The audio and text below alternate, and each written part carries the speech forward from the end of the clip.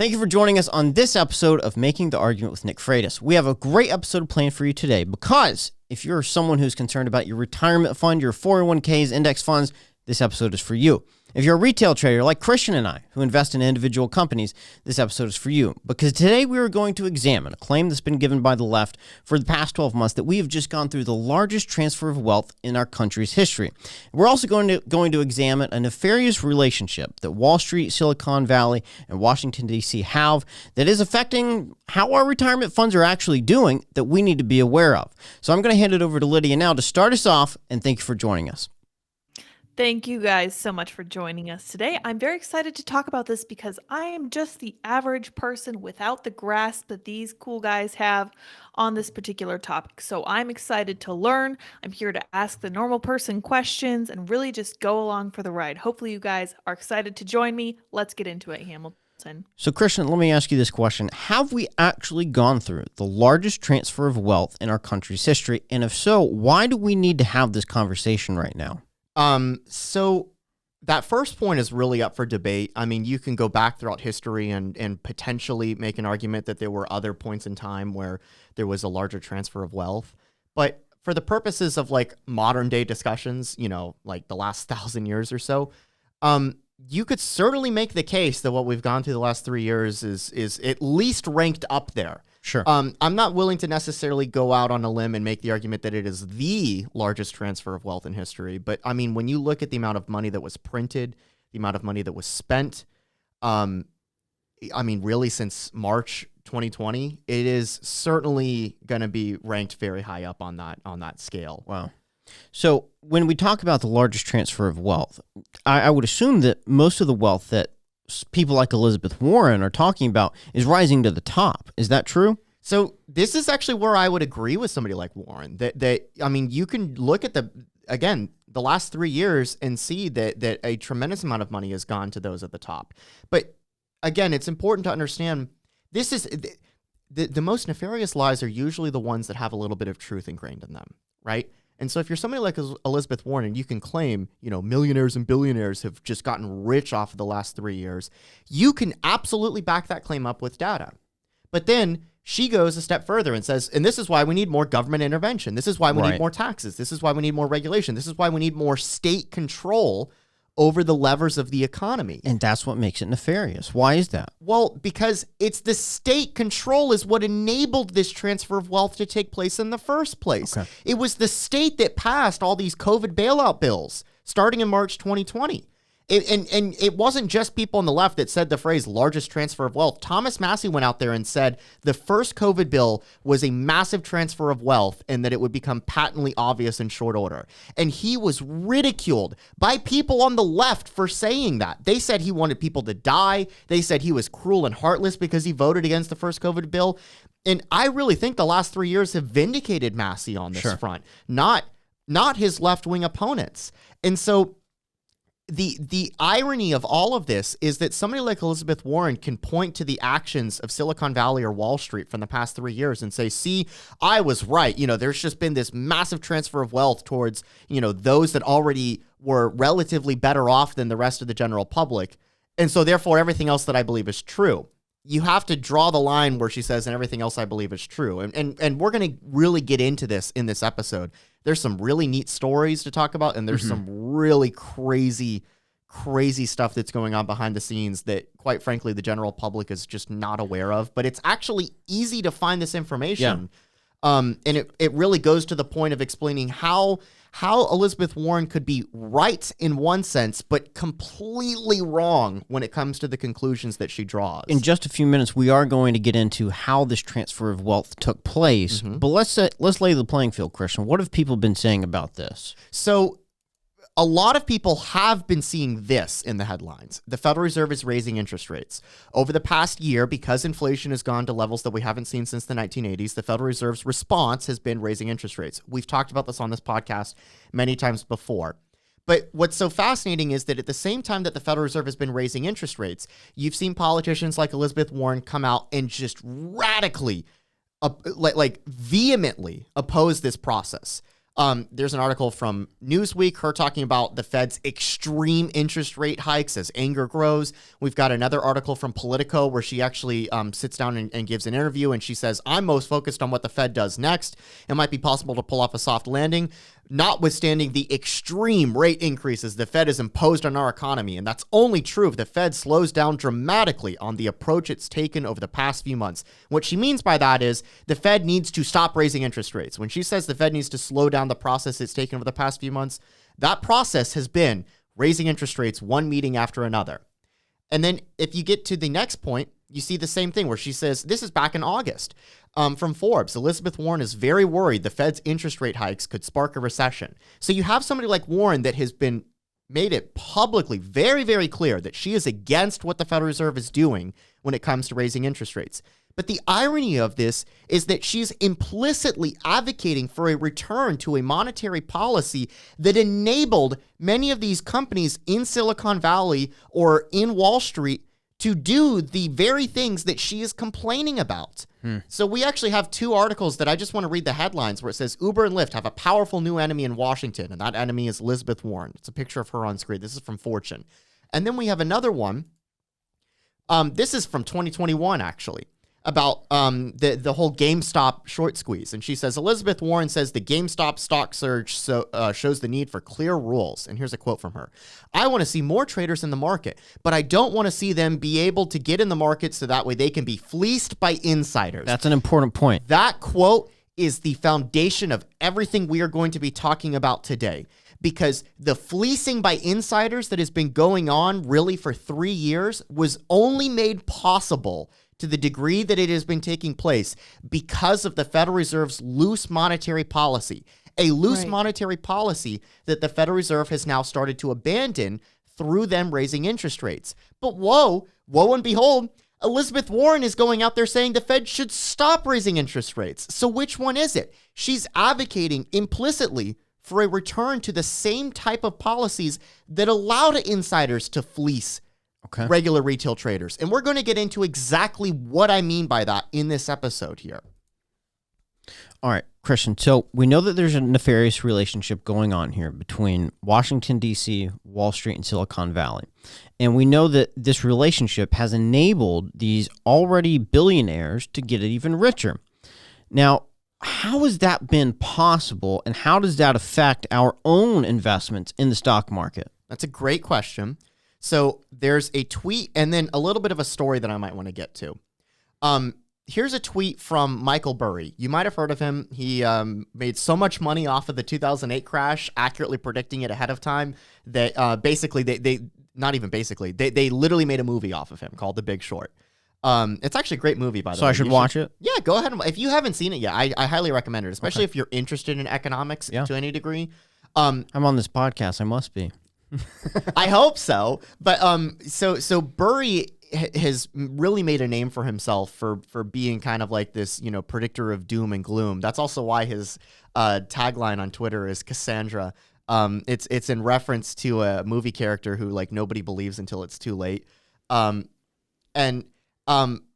tweeted this a few months ago, around the same time that Elizabeth Warren was really starting to publicly come out and condemn the Fed's actions of raising interest rates. He tweets, this morning, there were still 218 primary stock listings in the United States with a market cap over $1 billion and an EBITDA less than negative $100 million.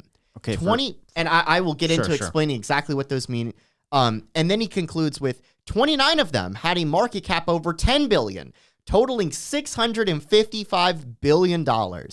Saying it again, all the silliness must go. Now, I'm sure that there's some phrases in here that the general public might not know. This is super wonky Wall Street speak here. So when he says market cap, a market cap is the on-paper value for a company. How much money is invested in a company? In that company. So, for example, if you had a market cap of $1 trillion, which is a lot, there's very few companies that have a market cap of over $1 trillion. Apple's one of the only ones. If you have a market cap of over $1 trillion, what that means is that if you took all of the shares of the company that exist and you put them all together and you look at the value of all of them based on what the ticker price is for that share, and you put them all together, that's the on-paper value for the entire company. The amount of shares in circulation times the price of the share stock. price, yes.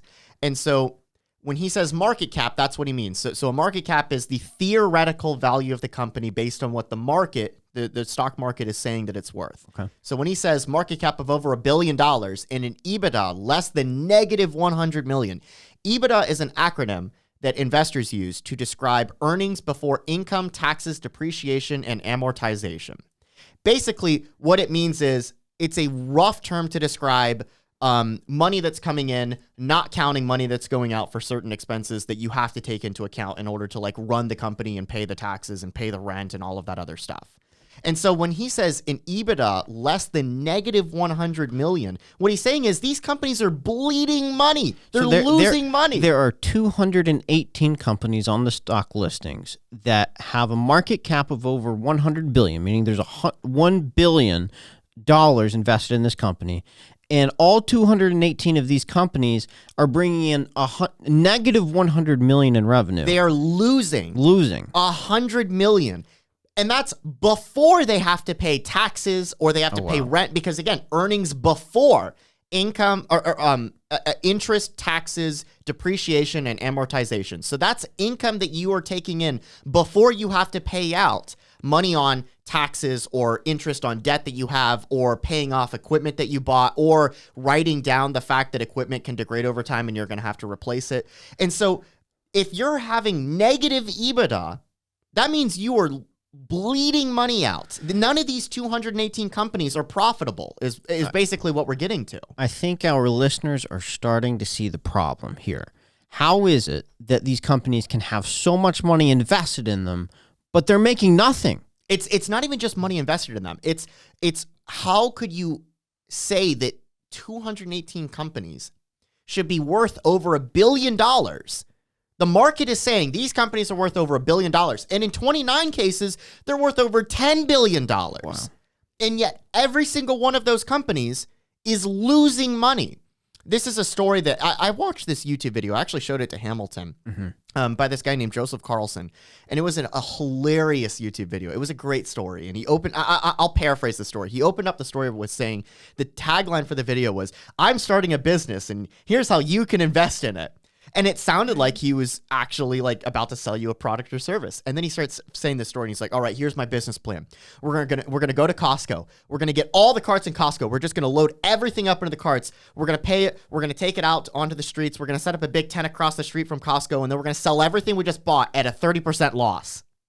And we're gonna make so much money doing that." And then you're sitting here listening, how are you going to make money selling things at a loss? And then when he gets halfway through the story, he explains, now, you might be asking me, "Joseph, that sounds ridiculous. We're going to lose our shirts. How could you be in business selling everything at a loss?" And then he says, "And that's exactly what these companies are doing." And then he gets to a prime example, which is Carvana. And what he's explaining in this process, in this story, is that there's a lot of companies. He's saying the exact same thing that Michael Burry is saying in this tweet. There's a lot of companies in Silicon Valley that have gotten rich off of losing money. And we're going to explain in this episode how on earth that could be possible. Because again, how do you make money through losing money? Well, you would not be able to do this in a monetary environment that was not the one that we had over the last 3 years, which is why I bring up Elizabeth Warren in the show in the beginning. Right. Because when Elizabeth Warren is complaining against raising interest rates, what she's doing, and she might not even realize it, I don't actually think she realizes it, what she's doing is advocating for a return to the very environment that allowed these companies to get away with, on one hand, losing millions of dollars every single quarter, but on another hand, enriching not the shareholders, actually enriching the executives that are running the company and the employees working in the company. This is an aspect of the largest transfer of wealth that has taken place, certainly in my lifetime, that nobody is talking about. And the people that are paying for it are you and me. And you know what? We're paying for it even if we're not invested in the company. Really? Yeah. How is that possible? Okay. So here's a story. The Federal Reserve is, obviously we know from this podcast, the one that's responsible for the monetary supply.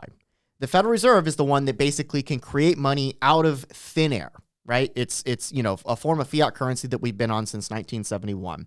And we've complained many times about this process, right? And rightfully so. Because, for example, let's say that there's $100 in circulation. I'm going to use a very simple term. We'll be playing with monopoly money. No pun intended, right? Let's say there's $100 in circulation. And let's say that you own $1. You would own 1% of the money in circulation, right?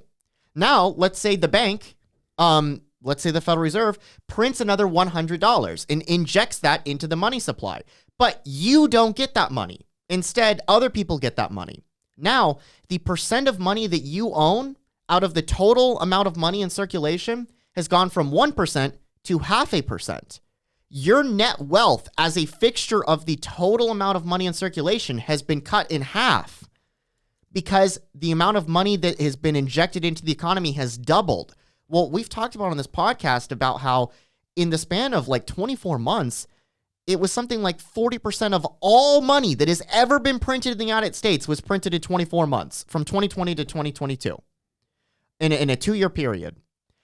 And the exact same thing that the Federal Reserve does with increasing the monetary supply is exactly what many of these quasi-fraudulent, not outright fraudulent, but quasi-fraudulent companies in Silicon Valley and Wall Street have been doing as well. That's very important.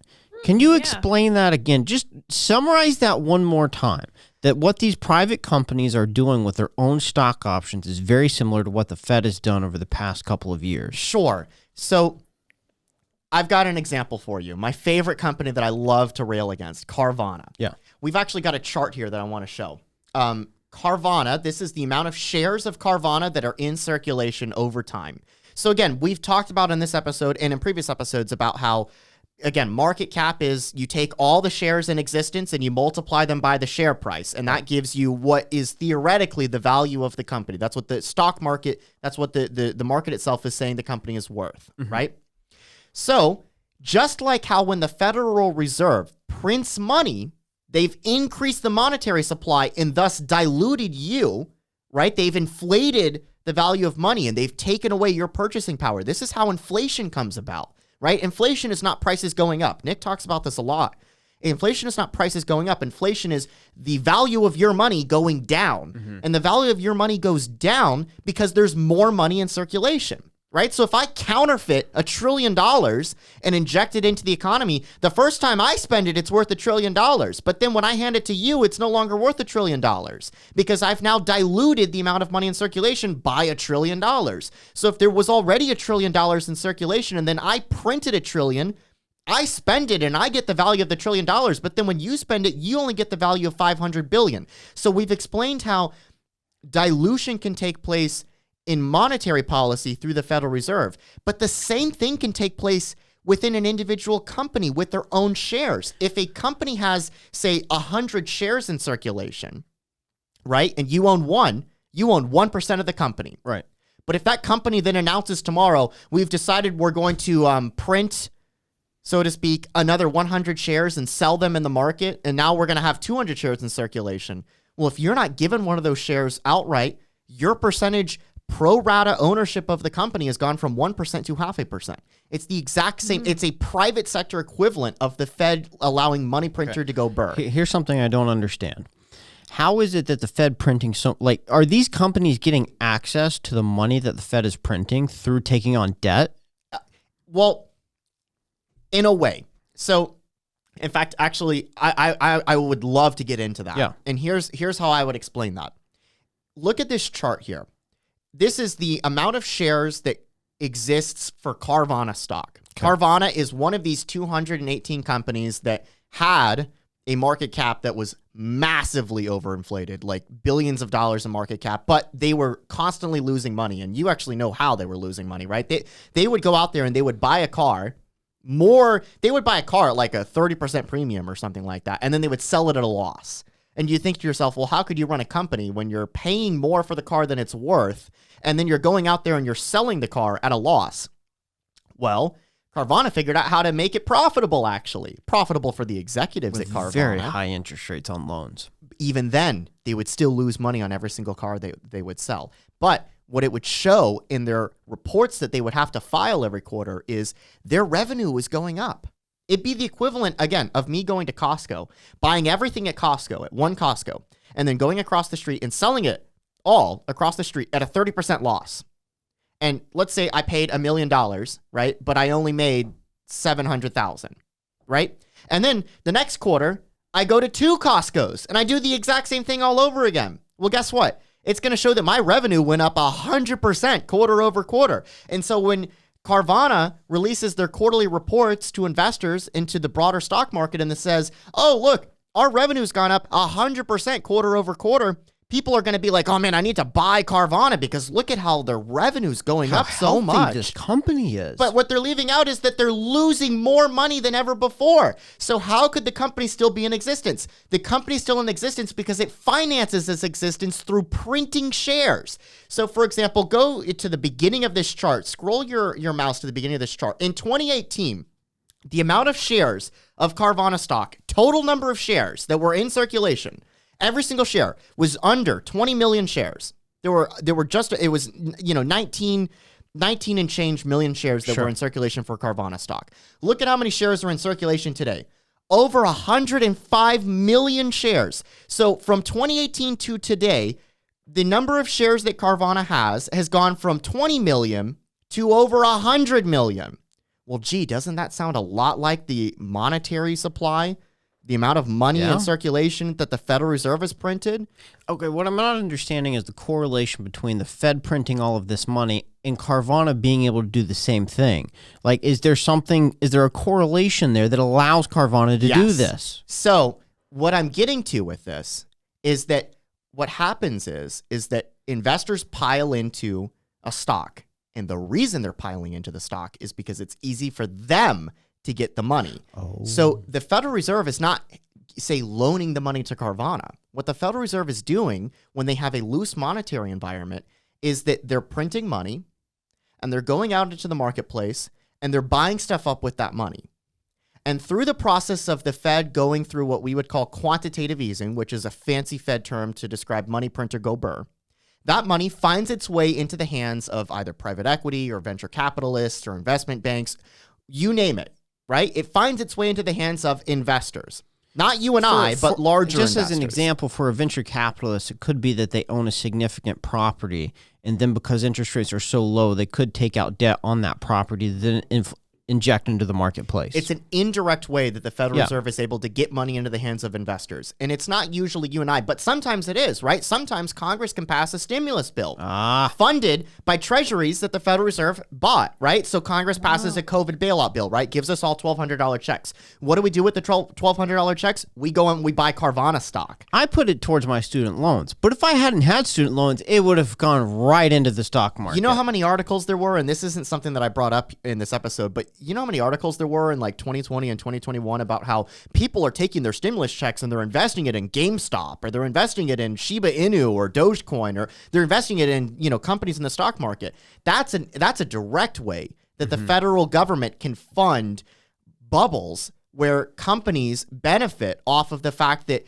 you're getting paid a $1,200 stimulus check, and a lot of these like Zoomers and millennials, they took that money and they didn't pay debts with it. They took that money and they gambled it in the stock market. So what happens is that investors pile into a company because the company is telling them we're growing revenues by 100% every quarter. Never mind the fact that they're losing more money than they ever have been, right? Because again, I explained how you could be growing revenues, but at the same time losing money, right? And so investors pile into the company using money that indirectly or directly came from the Federal Reserve printing money and keeping interest rates very low. And you know what Carvana does when people pile into the company and buy shares? They don't split shares, because when you split shares, you get the shares, right? If I have one share and they split shares, then I have two. Okay. What they do is they issue new stock. And who do they issue new stock to? Well, they don't issue new stock to me as the shareholder. They issue new stock to themselves as the executives at the company. That's how the share price has gone from under 20 million shares outstanding to over 100 million shares. Did the individual shareholders, did the retail traders that were buying Carvana stock at $400 a share get free new shares when these shares were issued? No. The executives at the company got the shares. They printed the shares into existence. Again, 4 years ago, there was only 20 million shares. And now there's 100 million shares. You know who got the 100 million shares? It's the CEO who got it. It's the chief financial officer who got it. It's the executives at the company that got it. It's the employees at the company that got stock-based compensation that got it. And when they get paid those shares, they're diluting the shareholders, the retail traders that bought into the company because they were sold this story of revenue growth. But the value of each share does not increase, it declines. The value, it can decline. Okay. And in Carvana's case, it declined 99%. In fact, if you actually want to pull that up, if you want to just hold Google. on. That's important. So it declined by 99% after the stock options had been paid out. Had the executives sold their stocks at this point? Actually, I've got a link that I sent you for this episode called Open Insider. In fact, if you just want to Google it, I can show you. It's called Open Insider. It's a great tool for anybody that's interested in finding how executives at a company or you know what they're doing with their shares that they have. And if you go to if you search for Open Insider and you look for Carvana stock, what you'll find is that executives at the company have been selling millions and millions and millions of dollars of shares until the stock collapsed. And then they started coming back in and buying it at rock bottom valuations. Okay, Christian, it sounds like to me what you just said is that the executives of Carvana have been selling off their stock for the past 3 years and have been buying barely any. So they've been leaving us with the bag. Basically, they're creating bag holders, and the bag holders are you and I. And remember when I said earlier that we're paying for it even if we're not invested in the company? Yeah, how does that work? Okay, so first off, I'll explain how you're paying for it if you're invested in the company. You're paying for it because, again, if I'm buying the shares, to use the example, if there's 100 shares and then I buy one, I own 1% of the company. Sure. Right? And then if the number of shares are doubled and I'm not given any free shares, instead the shares are being given to the executives in the company, again, being created out of nothing, my ownership percentage of the company has now gone from 1% to 0.5%. I've been cut in half. And so I'm being diluted as a shareholder. So that's how I'm paying for it. I am subsidizing the lifestyle, the income of these executives who are then selling the shares that they created for themselves. Again, out of nothing. They created a share, gave it to themselves in the form of stock-based compensation, which, by the way, does not show up as an expense in their income reports. So they can hide that without showing that that is a negative aspect of the company that they're having to pay for. That's not listed as an expense, like, say, when Carvana goes out there and buys a car. That's an expense that they have to write off. But when they create a share out of nothing and give it to themselves, that's not an expense. And then they take those new shares and they sell it to people like me. Suddenly, they get the full value of the share the first time that it's spent, right? It was created out of nothing. They can sell it at $400 a share. And then I buy it at $400 a share. And then suddenly when the share price goes through the roof, not share price, share count goes through the roof, and the number of shares has gone from 20 million to over 100 million, well, guess what? Eventually, investors will catch on that it's not working out, and especially when the Federal Reserve shuts off the money printers and you no longer have this constant flood of money going in to prop up the share price.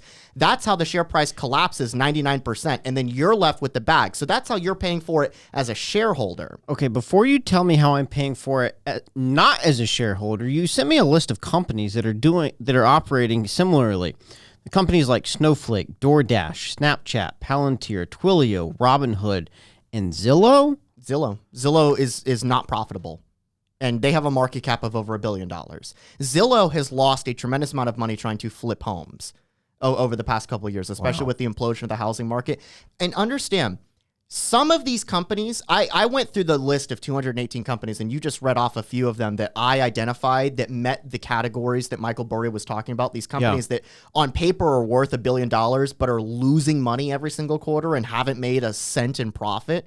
Some of those companies will one day become profitable, right? And so it's healthy and fine for them to be losing money right now because they're going to be on a road to profitability. For a long time, Amazon wasn't profitable. Right? But there's a difference between a company that is not currently profitable but is working towards profitability and a company that is not profitable, has no plans to ever be profitable, and is propping itself up and existing through the printing of shares to enrich the shareholder. Again, the executive shareholders, not the retail shareholders that I've already explained are paying for it. Yeah. But again, you're paying for these companies these zombie companies to exist, even if you're not directly invested in them. Okay. If I'm not invested in Carvana, which I never have been, or Zillow, or DoorDash, I never thought DoorDash was going to be profitable, so why would I invest in them? But anyway, if I'm not invested in these companies, how am I still paying for this? Well, I've got a question for you. Do you pay taxes? Absolutely. Do you use the far more than I would like to? Do you use the American dollar? Well, I'm not sure how I could operate in America without using the American dollar. Well, I've got terrible news for you then, because if you pay taxes or buy anything in US dollars, you, my friend, are helping to subsidize DoorDash and Carvana and Snowflake and all these other zombie companies. You are helping to prop them up. And guess what? If Elizabeth Warren gets her way and convinces the Federal Reserve to go back to 0% interest rates and free money printing, you, my friend, will continue to help fund these companies. Okay. Help me understand a little bit deeper why my tax dollars are going to assist these executives in becoming even far wealthier. For the same reason that when the Federal Reserve stopped printing money and started raising interest rates, the share price for almost every single one of these companies cratered. And here's what I mean by that. The Federal Reserve did from March 2020 until basically last year, had printed trillions of dollars, right? They had printed something like $5 trillion in like 24 months, and they kept interest rates at zero. That money, as I said earlier in this podcast, was able to find its way into the broader marketplace, right?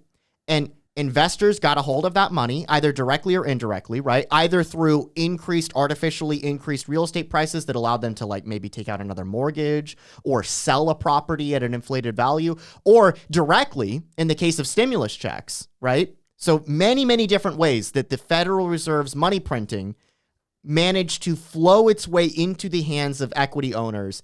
And again, we got only $1,200 checks. You want to take a guess at how much money like Wall Street or Silicon Valley got out of that? They got billions and billions and billions out of it. But the point is that through various different means, the Federal Reserve printed a bunch of money. That money, either directly or indirectly, found its way into the hands of retail investors and larger investors too, like venture capitalists and whatnot. And then they took that money and then they bought Carvana stock with it, or they bought DoorDash, or they bought Snowflake, or Lucid Motors, or Zillow, or whatever it is, right? And so the act, as I explained earlier, of buying those shares allowed for the share price to rise, and thus the insiders in the company could print more shares into existence and offload that onto the market that was buying them, and then they were able to get rich off of the process. So how does that carousel shut down? Well, the beginning stage of that process starts with the Federal Reserve printing money and keeping interest rates at zero. Yeah. If interest rates were not at zero, and if the Federal Reserve was not printing money, how many people would be buying Carvana at $400 a share when they're not profitable? Well, we know the answer to that because interest rates are no longer zero and the Federal Reserve is no longer printing money. And Carvana stock went from $400 a share to $4 a share. I want to make one comment, and then Lydia, I know you have a question. It's just amassing wealth should come as a result of you creating a product or service that brings more value to the customer than the amount of money that they have paid you for it. That is not what's happening here. No, it's a giant grift. And it's a giant grift, and I think people like us could look at this and say, well, these people are greedy. I don't care whether they're greedy or not. the fact of the matter is they would not be able to operate in this way if the government was not operating with this type of monetary policy. Yes, and that is the heart of what we're trying to get to. I know if you're still tuning in with us, congrats to you, because we just went through a bunch of really wonky stuff. Let's get to Lydia. I know she has a question here.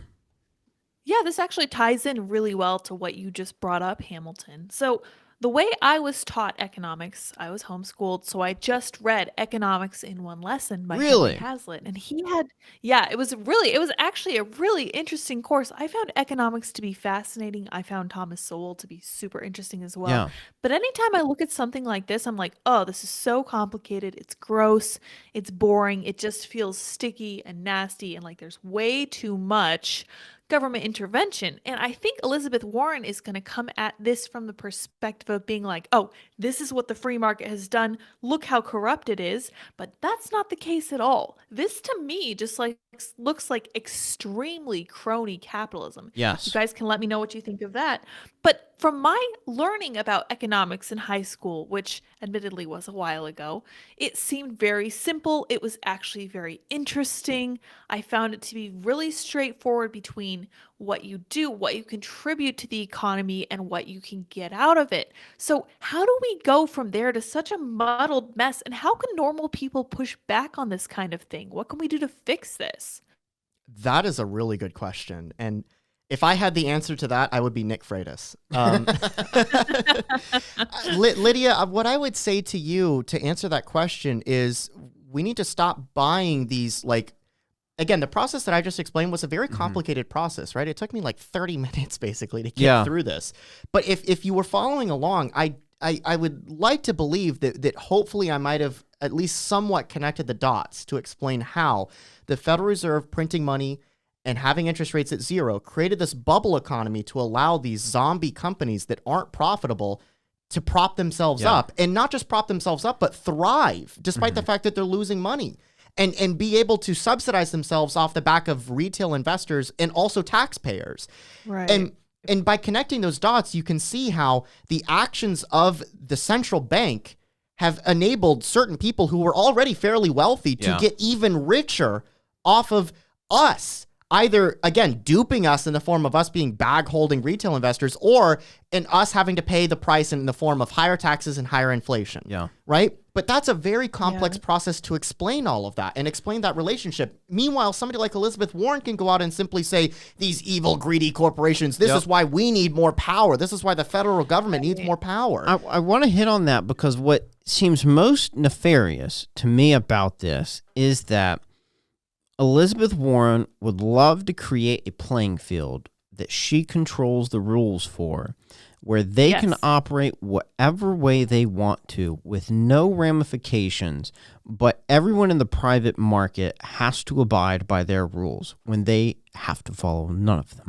Oh, yeah. Because their response to this situation would be, we need more regulation to keep companies from doing this, so that they can continue operating in this type of monetary policy. You know, there's actually, if you could go back to the Forbes article from Elizabeth Warren. Nope, the next one. Right there. Remember this? Mm-hmm. Uber and Lyft have a powerful new enemy in Washington, and it's Elizabeth Warren.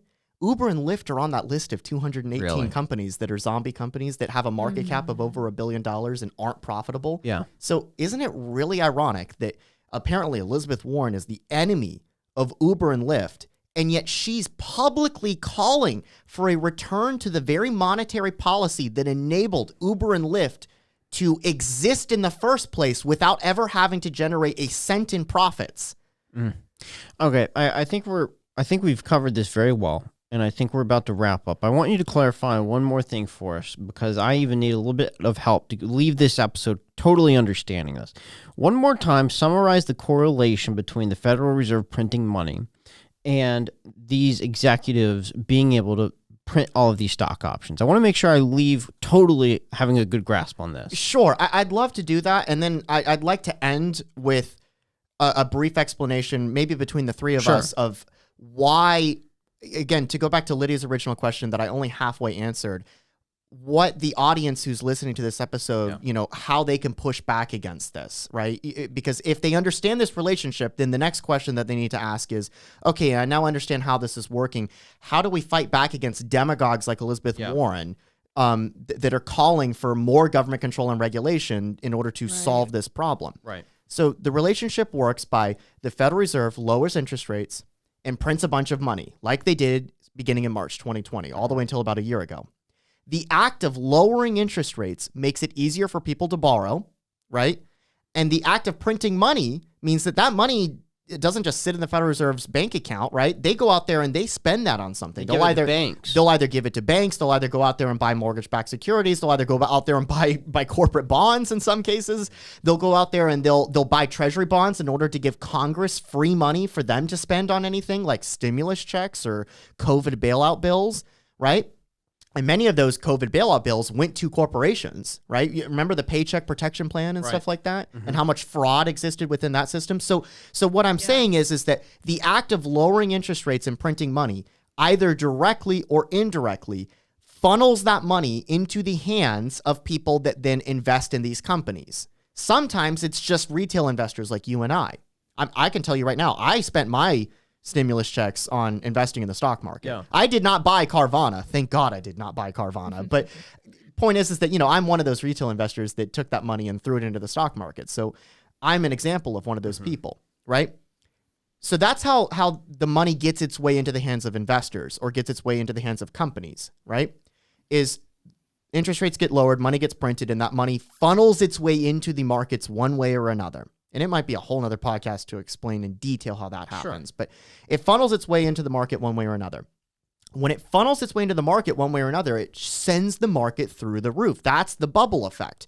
That is the Austrian business cycle that we've talked about in previous episodes. That's the creation of the bubble. Quick question. Is this why the stock market was roaring so high during Trump's presidency? Do you want the truth or do you want the truth?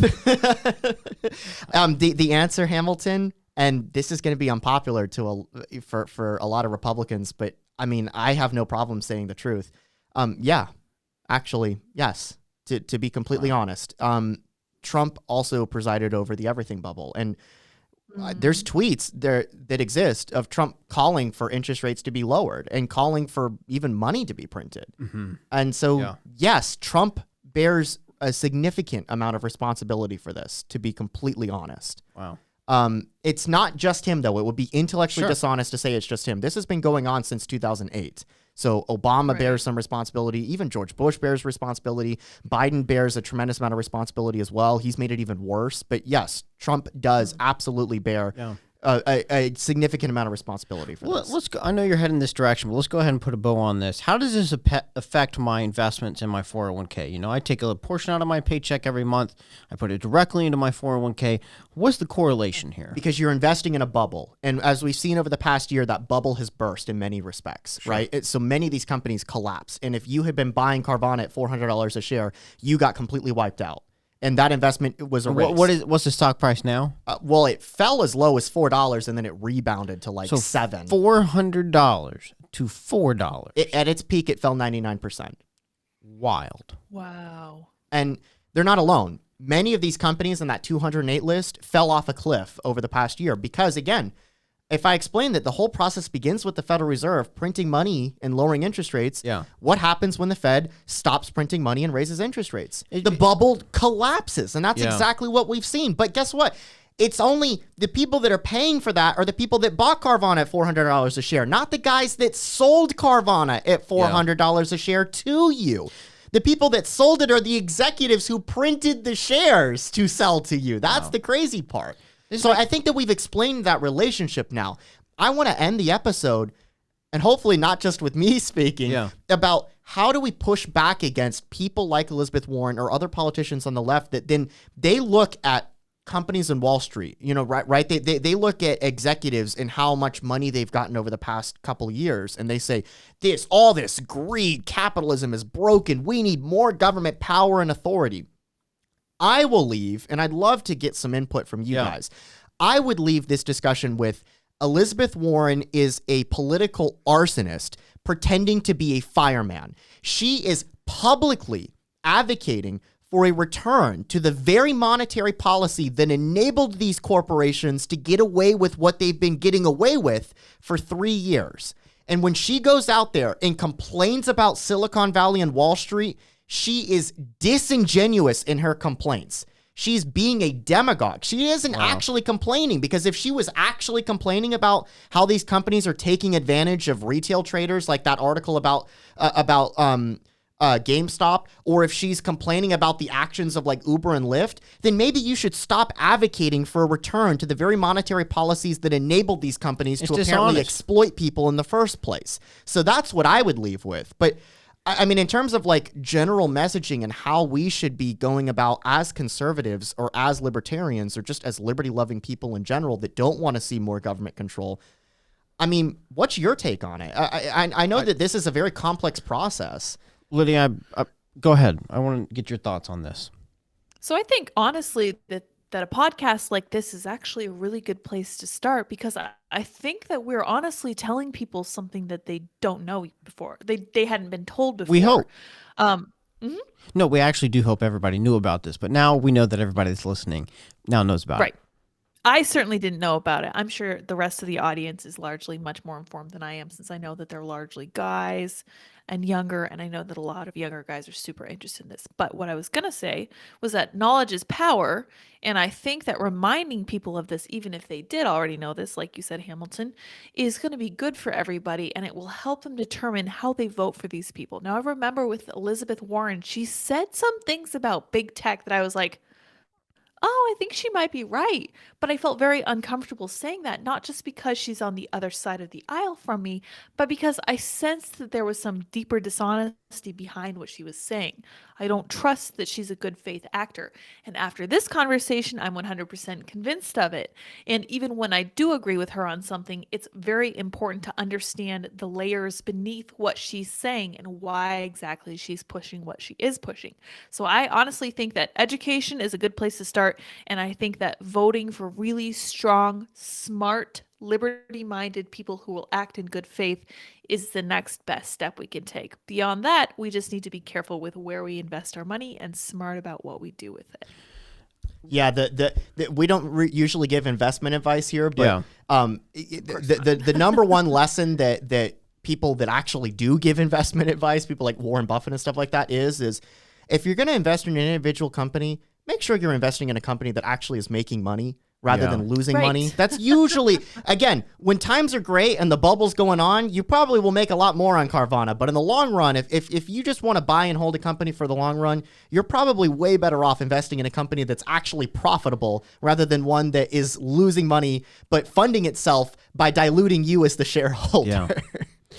Yeah. I would like to close on a point that I made a few minutes ago, that Elizabeth Warren and people and politicians like herself would like to create a playing field that they create the rules for, where no one else outside of that playing field gets to decide how they want to operate, and then they just want to control the whole thing. And I would call that tyranny, being a tyrant. I mean, if you want to be like very specific, and we've talked about this before on this show, Elizabeth Warren is basically advocating for economic fascism. I'm not saying she's like a jackbooted brown shirt, like Mussolini acolyte, but and again, we've talked about this on this podcast before, when you look at the economic principles of fascism, there's a lot of overlap between what people like her, and you know what? There's also a lot of Republicans too, increasingly in Washington, D.C., that are echoing very similar things to her. Yeah. And Republicans are a problem here as well. Oh, they're definitely a problem, and we're not afraid to call them out on this podcast. Like,